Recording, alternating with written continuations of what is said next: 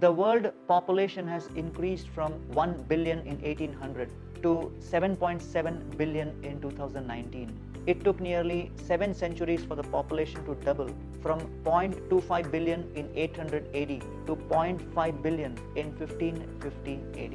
The fastest doubling of the world population happened between 1950 and 1987, from 2.5 billion to 5 billion in just 37 years, with a peak population growth of 2.1% in 1962. The world will hit 10 billion population by 2056.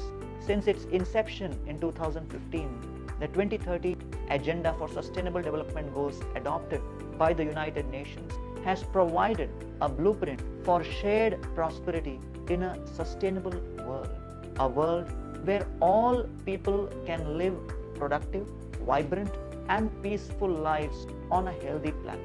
The combination of peaceful people and a prosperously green planet would be the ideal recipe for harmony and balance. On December 11, 2014, the United Nations General Assembly resolved to observe June 21st as the International Day of Yoga every year. Incidentally, the resolution mentioned 4 important reasons for introducing the International Day of Yoga. The first reason is choice. Noting the importance of individuals and population making healthier choices and following the lifestyle patterns that foster good health. Second reason is control. Understanding the fact that global health is a long-term development objective that require closer international cooperation through the exchange of best practices aimed at building better individual lifestyle devoid of excesses of all kind. Third is complete. Recognizing that yoga provides a holistic approach to health and complete well-being. And fourth is communication. Recognizing also that a wider dissemination of information about the habits of practicing yoga would be beneficial for the health of the world population. In essence, the UN resolution encompasses that celebrating the International Day of Yoga on June 21st would help people in making better choices by global communication of the practice of yoga and benefits of yoga to experience complete health. The question arises, can yoga practice actually facilitate balance within the people, balance between the people, and balance on this planet? Yoga is defined by Patanjali Rishi as Yoga Chitta Vritti Nirodha. Yoga means to calm the waves or ripples of disturbance upon the waters of the mind and reunite mind to its calm state of samadhi. Therefore, yoga is literally union. In the Bhagavad Gita, chapter 2, text 48, Krishna defines yoga as Yogastha kuru karmani sangam tyaktva dhananjaya siddhya siddhyo samo bhutva samatvam yoga uchyate. Balanced in your duty without care to win or lose, turn your work to yoga as the learned sages do. Krishna also says famously in the next verse, Karmanyevadhikaraste ma phaleshu kadachana ma karma phala heturbhu mate sangotsva akarmani. Krishna says, always do your work, Arjuna, but do not claim its yield, neither think yourself in charge, nor flee from the battlefield. Yoga emphasizes on increasing one's awareness. We are living in a world where we are constantly bombarded by weapons of mass distraction. Smartphones, electronic recorders and notebooks, headphones, GPS devices, electronic billboards, wall-to-wall televisions, crowds, etc. To the human brain, any distraction means novelty, and everything new is associated with an increase in dopamine levels, the neurochemical associated with pleasure and reward. A recent study conducted by Microsoft in 2017 found that the average human attention span reduced to 8 seconds from 12 seconds in 2012. The human attention span is now less than that of a goldfish, which is 9 seconds. The number of internet users globally increased from 413 million in 2000 to 4.62 billion in 2020 with a global penetration of 58.7%. 65% of internet users in India use the internet daily. Although only 39% of the world population has internet access, the internet addiction rate is 6%, which is around 420 million people across the world are addicted to the internet. 12% of the websites on the internet have pornographic content, which translates to around 2.3 billion pornographic pages in 2018. The percentage of pornographic consumers below the age of 24 is 48% in India, while it is 31% worldwide. Globally, every single second, around 30,000 users are watching pornographic content on the net and spending $3,000 every second on pornography. Every single day, 2.5 billion emails containing porn are sent or received. Around 68 million search queries related to pornography are released on the net. The internet porn industry is worth $13 billion worldwide. The average internet user spends 5 years and 4 months of his lifetime on the social network, ranging from 2.5 hours a day for adults in the ages of 25 to 34 to 9 hours per day for teens aged 8 to 18. Distraction causes American businesses an average of $650 billion loss per year and 64% of all car accidents. The lack of self-control is not only evident in the internet usage, but also in the consumption of addicting substances like alcohol and tobacco. 42% of adults in the world consumed alcohol in 2010, while the share in India was 15.1%. Countries like France have almost 95% adult alcohol consumers. Alcohol is responsible for 2.8 million premature deaths globally and 5.8 lakh deaths per annum in India.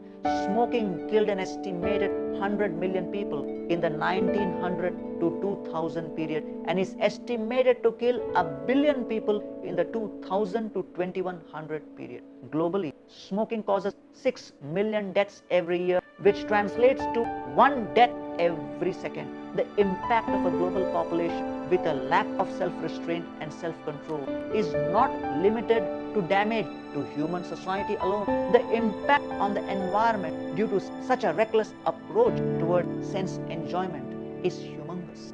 About 33% of all the food produced for human consumption is wasted, which is around 2.3 billion tons of food waste. Globally, 2 billion metric tons of municipal solid waste is produced annually, which will increase to 3.4 billion metric tons by 2050, out of which only 13.5% of the waste is recycled and only 5.5% is composted. 76 million people in India are without access to safe drinking water, and 21% of India's diseases are water related. By 2030, 700 million people worldwide could be displaced due to an intense water scarcity. If we consider the globally allocated land of 21 million square kilometers for agriculture, 77% of this land is used for livestock feed for meat and dairy, and only 23% of this land is allocated for growing crops for human consumption. A meat-based food choice is a major culprit damaging the environment. In 2014, 36 billion tons of carbon dioxide emissions were made by the entire world, with 80% of the total energy use contributed by fossil fuels. Lack of self-control, lack of self-discipline, especially over food, is also a major cause of around 18 million deaths in 2017 due to cardiovascular diseases, 10 million deaths due to cancer, and 5 million premature deaths due to obesity. These detailed statistics indicate two clear trends. People across the world have lost their ability for sense control, self-control and are imbalanced physically, emotionally, and socially. People's individual imbalance is taking a toll on the planet big time in accelerating climate change. The solution is self-evident.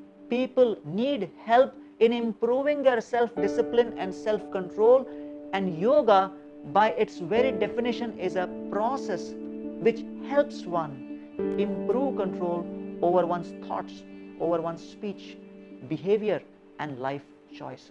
The practice of yoga needs commitment. If we do not commit to anything, we will be distracted by everything. One must not give up a practice because of the time needed to accomplish it. A habit is a lifestyle to be lived, not a finish line to be crossed. One's commitment to the process will determine one's progress. Disciplined people are better at structuring their lives, which does not require heroic self-control and willpower. Environment is the invisible hand that shapes human behavior. Happiness comes not by maximizing our possessions, but by minimizing our attachments. The value of what we drive doesn't matter as much as the values that drive us. Spirituality and yoga empowers us to reclaim our destiny, to do our best, to bring out our best, and to attain the best.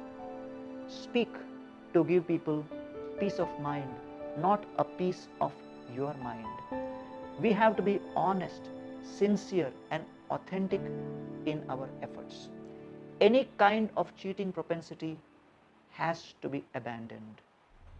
There is a story of a cheater who set up a so-called clinic and put a sign outside saying, "Get treatment for ₹20, if not cured, take back ₹100. A college student walks by and thinks, this is a great opportunity to earn ₹100.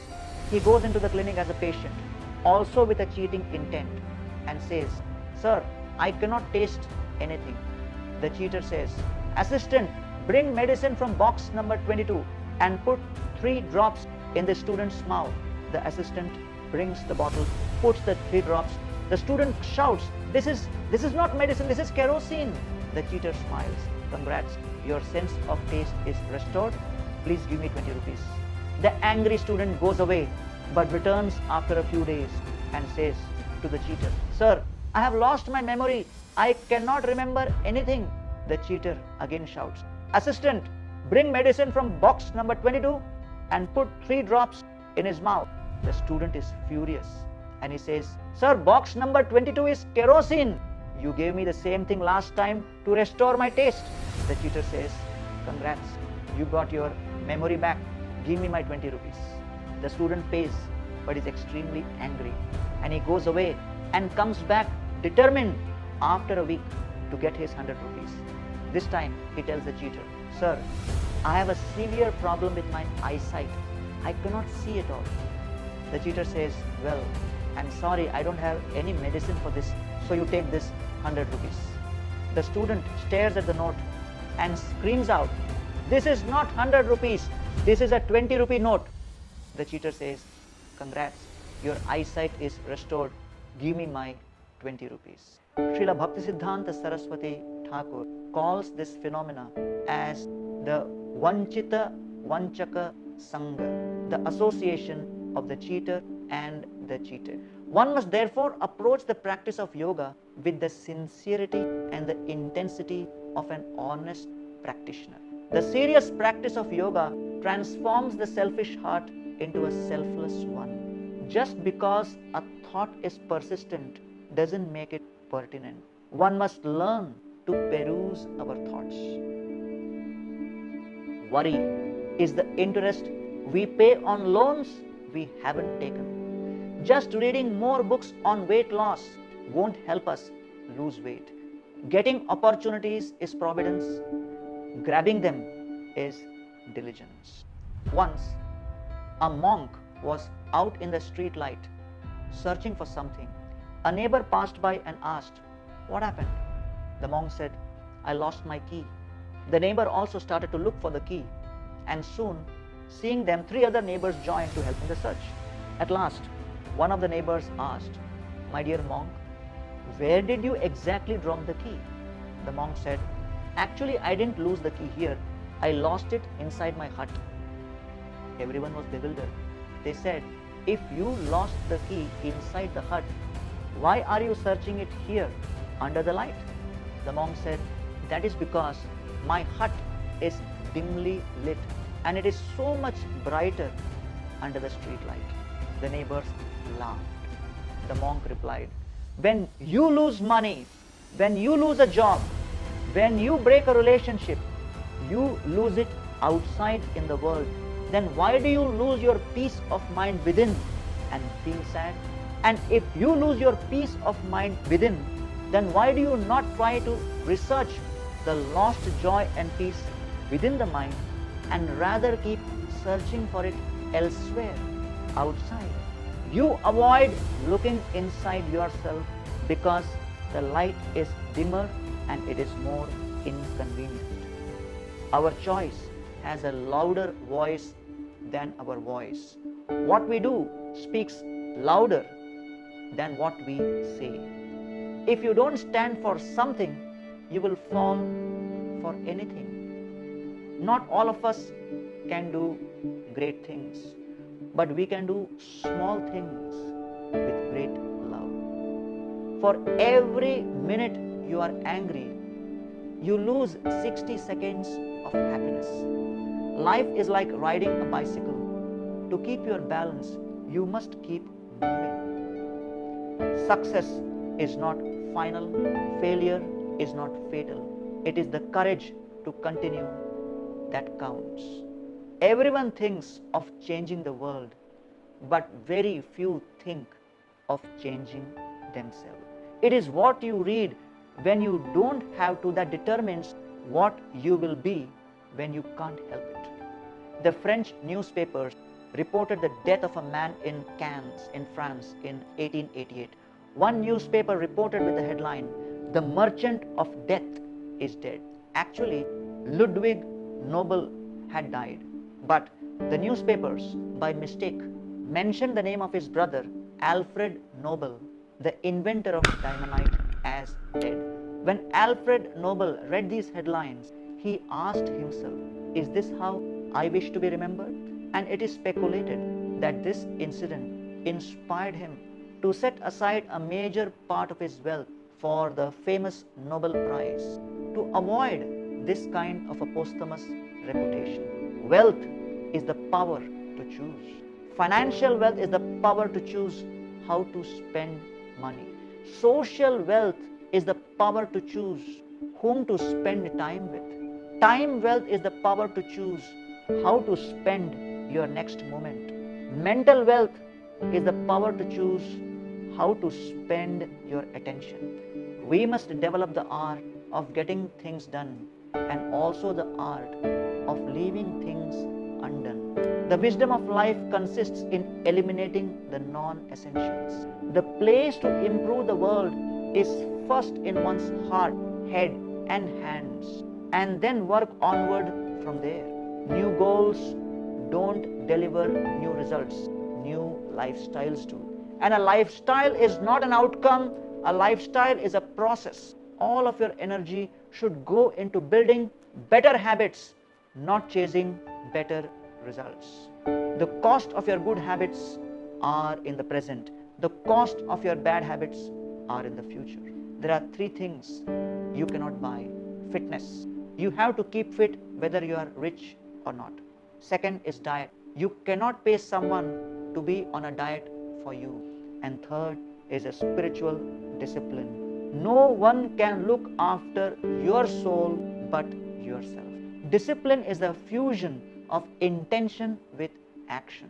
Just as our foods add to our physical weight, our thoughts add to our mental weight. So choose both very carefully. Krishna reveals in chapter 6 Bhagavad Gita on how the process of yoga helps one to accomplish mastery over one's mind and senses.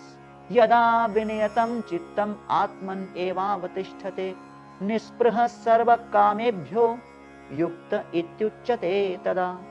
Mind in perfect discipline and fixed in pure transcendence, able yogis trade their lust for inner independence.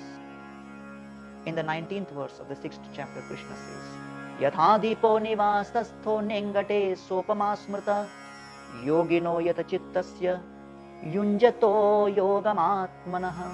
Yogis contemplate the soul with mind always the same, just as lamps in windless places burn with steady flame.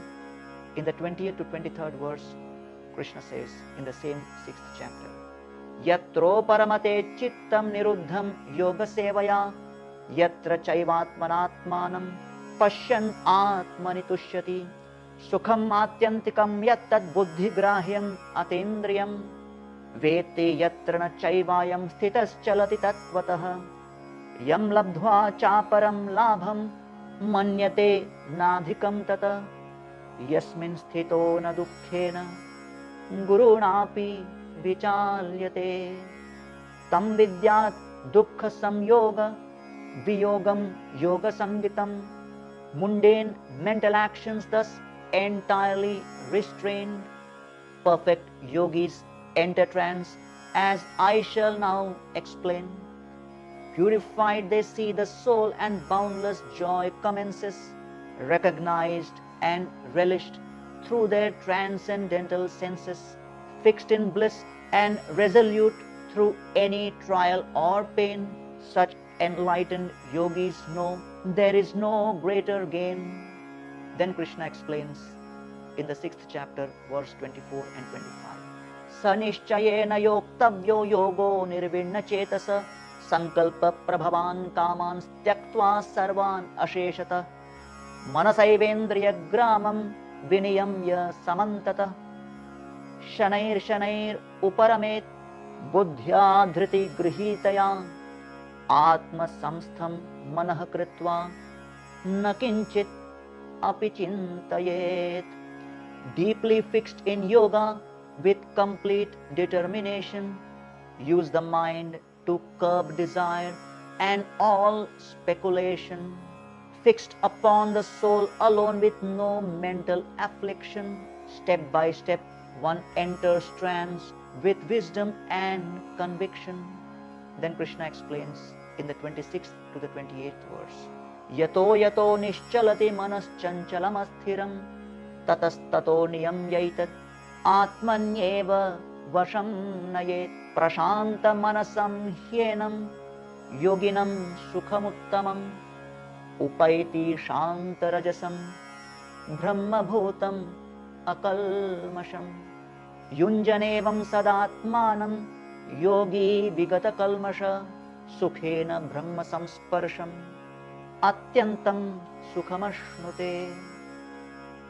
Fleeting and unsteady minds meander here and there. Yogis must retrieve their minds and govern them with care. Mind and passions set at ease, one feels great ecstasy. Former sins give way to show one's true identity. And then Krishna concludes in texts 46 and 47 of the 6th chapter. Tapasvibhyodhiko yogi jnanibhyopi matodhika karmebhyaschadhiko yogi tasmat yogi bhavarjuna yoginamapi sarvesham madgatenantaratmana shraddhavan bhajate yomam same yukta tamo mataha. Yoga is appropriate for any situation more than mere austerity or wealth or speculation. Be detached from the results, not from the goals. Setting goals increases our focus. Worrying about results takes away our focus. To relish satisfaction, replace expectation with appreciation.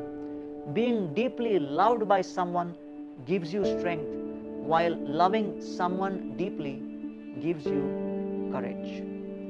Logic will take you from A to Z, while imagination will get you everywhere.